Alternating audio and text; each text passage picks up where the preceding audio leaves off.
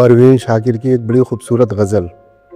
عکسِ خوشبو ہوں بکھرنے سے نہ روکے کوئی، اور بکھر جاؤں تو مجھ کو نہ سمیٹے کوئی۔ کانپ اٹھتی ہوں میں یہ سوچ کے تنہائی میں، میرے چہرے پہ تیرا نام نہ پڑھ لے کوئی۔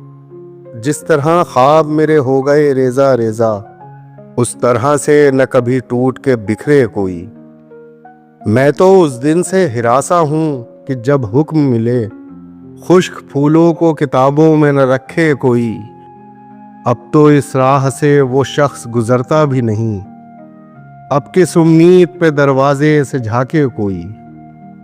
کوئی آہٹ، کوئی آواز، کوئی چاپ نہیں، دل کی گلیاں بڑی سنسان ہیں، آئے کوئی۔